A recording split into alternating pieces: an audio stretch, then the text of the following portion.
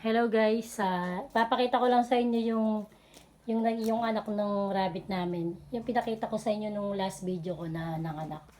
Tingnan niyo guys, oh. Yung mga kapatid niya, anim sila magkakapatid. Ayan, oh. Ang lalaki na nila, oh. Pero yung isa guys, oh. Ang liit, oh. Ito siya guys, oh. Ayan, oh. Kumpara sa ibang kapatid niya, oh, ang lalaki na nila. Sobrang naiwan guys yung isa, oh. Anim silang magkakapatid eh. Ito ang lalaki na nila, oh.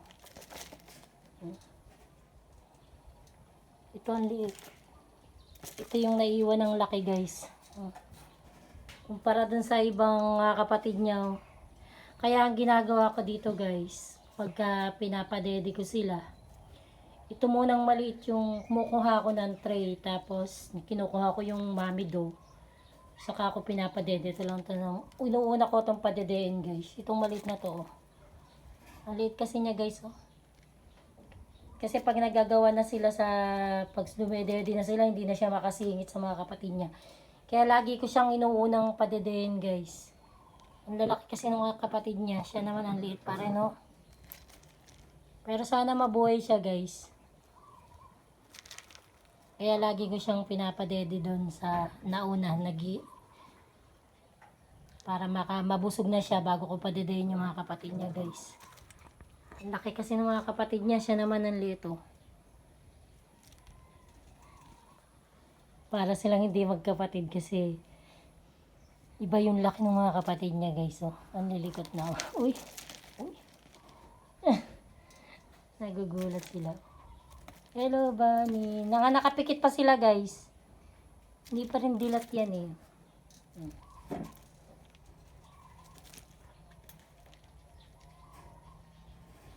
October 17. Tapos November 17 sila pinanganak, guys. So, ano pa lang sila. Tingnan natin, guys. Yung pikit pa, guys, yung mga mata nila. Lilikot, oh. Oh, pikit pa yung mga mata nila. Kanilikot pagka nahawakan. Guys, oh. Ang likot nung lima na yan.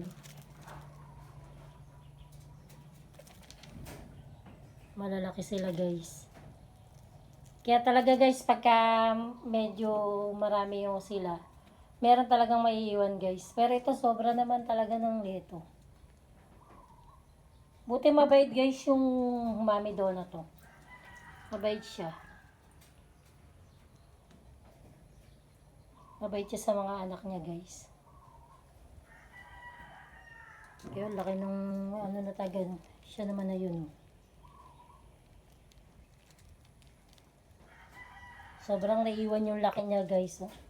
Kaninang maga, wala na. Nagsilabas na sila lahat sa tray, eh. Yung itong ano na to, eh. Itong malalaki na to, nagsilabas na yan sa tray kanina. So, may iwanan yung maliit, kaya binalik ko ulit sila sa tray, guys.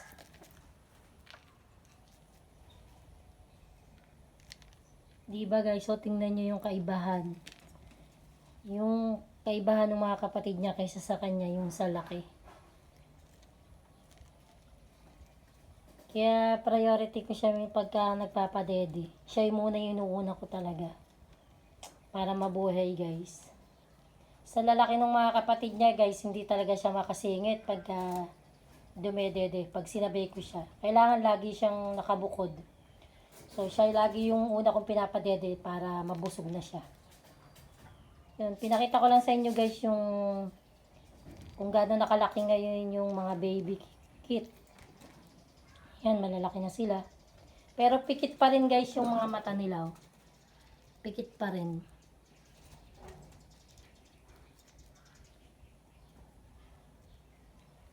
Ito yung isang maliit, oh, guys. Oh. Pikit sila. Mga pikit pa rin. Mamaya, guys, pakakainin ko naman sila ng Madre de Agua. Maganda rin yung pagkain ng rabbit, guys. May tanim din kami nun, guys. Namitas ako kanina. Tapos in-air dry ko. Mamaya ako naman pakakain, guys. So guys, pinakita ko lang sa inyo yung kung gaano nakalaki yung rabbit namin na bagong panganak.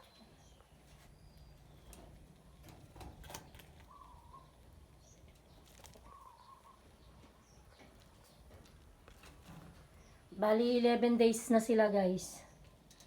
Ayan, ang lalaki na. Hindi pa rin sila dilat guys.